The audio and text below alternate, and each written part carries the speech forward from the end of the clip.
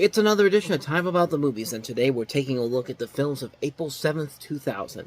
We got 4 movies to look at today, so let's go ahead and jump on into it. We'll start off with the biggest new release of the weekend, and that is Tommy Lee Jones and Samuel L. Jackson in William Friedkin's Rules of Engagement. With murder. Murder, sir? In a world that has its own rules. Need more time to prepare this case. We have our marching orders. Exactly. Yes, sir. And secrets are hidden by lies. We can't even have the appearance of a cover-up. It will take an outsider to discover the truth. I'm not going to leave this job until I find out what happened. Is it a threat? Oh, yes, sir.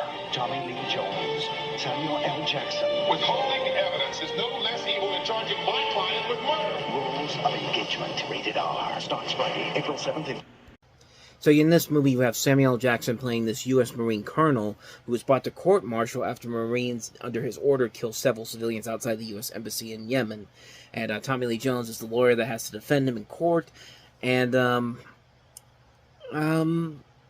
it's definitely a movie that's taking a lot from A Few Good Men. It's also taking a lot from, I guess, To Kill a Mockingbird a little bit. But that doesn't mean the movie is good. Yeah, this was a complete waste of time. It's a film that I think was trying to be kind of a new generation, like I said, a new Few Good Men, or To Kill a Mockingbird for a new generation, and really comes out as very formulaic and very lackluster overall. There's not a whole lot of surprises in the movie. There's not a lot of things in this particular film that are really enjoyable. The acting overall really isn't that great as a whole. Like, it really wasn't. It really didn't live up to the hype that this movie had going into it. This was William Friedkin's first movie after the infamous bomb of Jade. And I guess for him, it's kind of a little bit of a return to form for him. But at the same time, doesn't mean the movie was great either. I mean, this movie, I would rather watch this over Jade again. But now that I think about it, Jade is one of those movies that's so bad it's good. This is just so mediocre that it's just mediocre. I mean, it's not a film it's not even a bad movie per se. It's just a boring movie. Not a whole lot really happens here. It goes on for way too long. You really do not get interested in this movie whatsoever when it's all said and done. And you can, like I said, you can predict what's going to happen when it's all said and done. I mean, they don't even hide it in this trailer, honestly. Like, it's Bruce Greenwood. Usually he plays a bad guy in movies like this. And, yeah, I may have just spoiled the movie for you, but you know what? I did you a favor. So, yeah, bottom line, avoid this one like the plague. Despite the fact that it has some good talent on the cast, a good writer in Stephen Gaghan, who would later go on to write Syriana and Traffic. He's written better movies. A lot of these people have been in better movies than this. Avoid this one like the plague. So, Rules of Engagement. So, on to our next movie, and that is David Duchovny and Minnie Driver in Bonnie Hunt's Return to Me.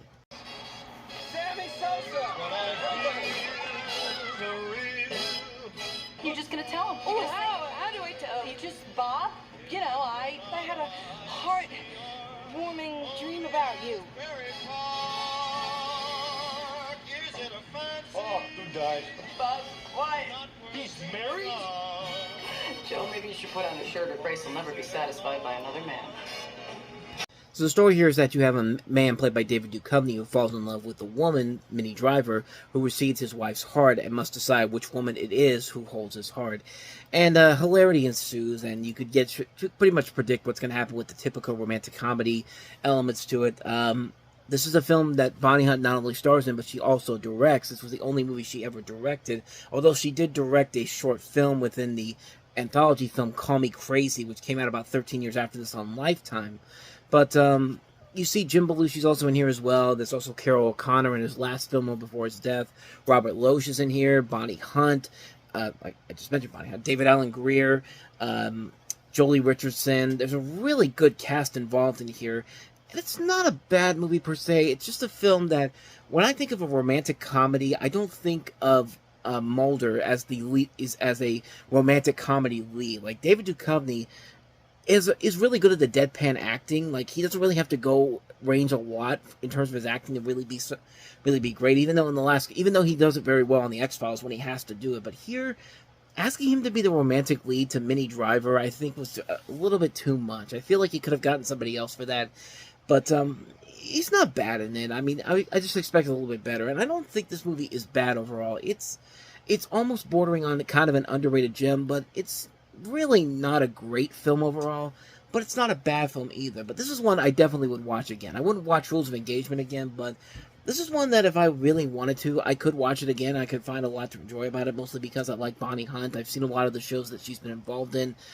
I mean, she's a great comedic actress overall. Like, she's a really pretty damn good comedic actress. I mean, Life with Bonnie was a really good show that lasted only a couple seasons on ABC.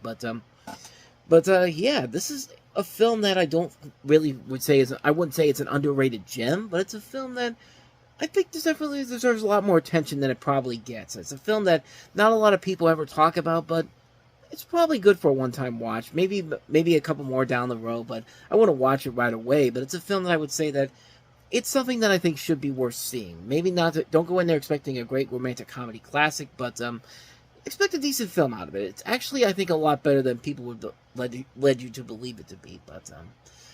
But yeah, that's Return to Me. So, speaking of comedies that came out this weekend, here's one that doesn't work as a comedy. That is Ready to Rumble. Buenos nachos. I didn't know you spoke Spanish. Yeah, I took it in high school. A bunch of times. She's the nitro's nitro girl. My dream girl, bro.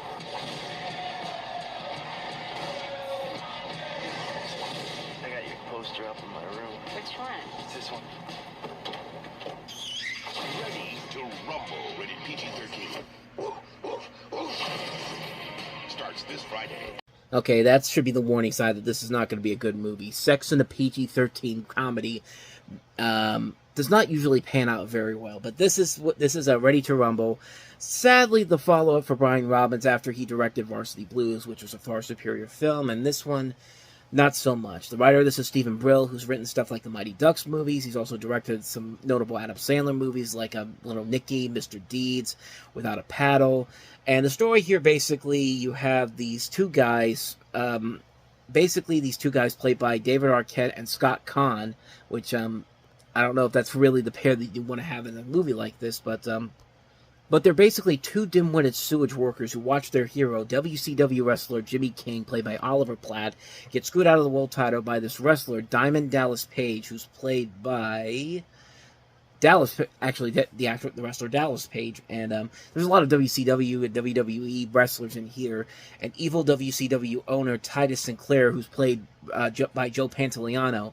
They embark on a quest to help their hero win this title and honor back, and it features the cameos by a lot of wrestlers from the WWE and the WCW, including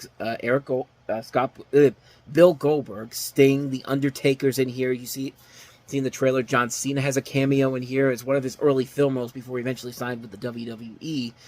And you see Rose McGowan as the love interest in here. And this is basically a film that tries to make a Dumb and Dumber type of film with wrestling and tries to sell the WCW World Championship Wrestling as something that is actually worth it, but really is not. This thing actually...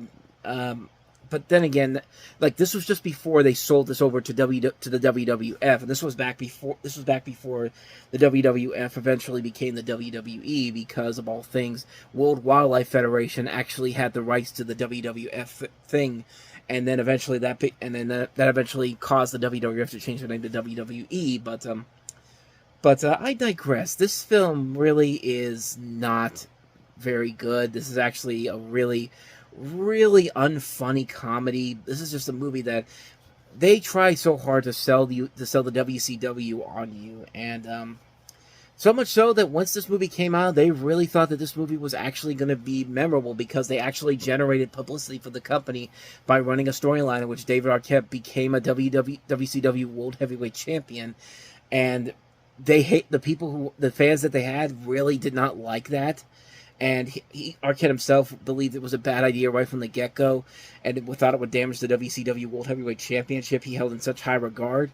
And, like I said, kind of did, because they did not last very long after this movie came out. And, yeah, this is one of the worst comedies I've ever seen. This is just not a funny movie. It's like I said, they're trying to do a Dumb and Dumber movie, but bring in wrestling. But Dumb and Dumber had the writing of the Farrelly brothers involved. But Stephen Brill, as good of a writer as he is as good of a writer that he's done some classic comedies from the 90s, and as good as our director Brian Robbins is, they are not the Farrelly brothers at their peak. And this film really was a mess on so many levels. Like I said, PG-13. Like, you're not going to get anything good out of that just from that alone. But yeah, this thing bombed hard, and it's hard not to see why, because the movie is not funny. It's not funny, it's not clever, it's a waste of time, it's stupid, it's not enjoyable. There was potential for something good here, but not so much. So, yeah, that's Ready to Rumble. So, on to our last movie, and that is Black and White. Bleach, if you're white, then you die. I'm on parole, bro. Only dream you were holding me, that's all. Black and White. Rated R. Now play. So, directed by James Toback, this is set in New York City, where it features several loosely related stories centering around a pair of documentary filmmakers, Sam and her husband Terry, who are played by... Sam is played by... I'm trying to see who... Brooke Shields, and Terry, played by Robert Downey Jr., in following a group of Caucasian teens, Raven, Charlie, Will, Marty, Ren, and others, who try to fit in with Harlem's black hip-hop crowd, which includes gangster rapper Rich Bauer and his music partner Cigar, in a launching recording gig, as well as a college basketball player, Dean, who's conflicted on taking a fall for a game from a shady gambler, Mark Clear, who has hidden agendas for Dean and Rich. So there's a lot going on in this movie. A big cast overall here. Not just Robert Downey Jr. and Brooke Shields, but also Gabby Hoffman, Jared Leto, Scott Conn again. At least this is a better movie for him than Ready to Rumble was. Marla Maples is in this movie too. Joe Pantoliano. Again, another movie with him in it too. It was a big weekend for the both of them, I guess. Bijou Phillips, Raekwon, Claudia Schiffer, Ben Stiller's in this as well as the detective. Eddie K. Thomas, Elijah Wood, Mike Tyson is in this as well as Michael B. Jordan. So there is some decent names in here overall. And this is James Toback coming off of Two Girls and a Guy, which was a decent success for him. But this one, not so much. This was kind of when his standing was kind of going down after a couple years. Like after his name wasn't as well known, I should say, compared to what it was beforehand. I mean, this is the guy that was nominated for an Oscar for writing Bugsy. I think he won too, if I'm not mistaken. No, he was just nominated. But there are times when the movie has a good idea to it. There are some interesting concepts overall that could make this work, but it's just kind of a boring film that doesn't really have a whole lot there in terms of a meaty storyline that you really get into. Like, everybody in the cast is doing fine for what they're trying to do here, but it's just not enough to make the movie memorable in any way, shape, or form. The film is just kind of like, it's there, but the pieces are definitely there for something really good, but it just doesn't show up when it needs to the most. And it's really a shame, because there is a lot of good talent in this movie, but just not enough ideas to really make it stand up on its own that could really make it work as well as it should. But it's a letdown. It's definitely a letdown, especially for this director who's done a lot of good work over the past couple of years before this, but this one not so much. So yeah, that's Black and White. And so on that note, we wrap up another edition of Time About the Movies. When we meet next time, we'll head into the April 14th with 4 more movies, including Sandra Bullock's latest film, 28 Days, another Ben Stiller movie, Keeping the Faith, with Jenna Elfman and Edward Norton, Christian Bale in American Psycho, and we also have Where the Money Is. So 4 films overall to look at. We'll delve into those on the next episode. But until then, thank you so much for watching, and if you want to see more videos like this, please hit the playlist on the next page, check out the previous episode, and also don't forget to hit the like and subscribe button if you want to see more videos like this on this channel. So with that said, I am off. I will see you guys next time, and until then, as always, take care.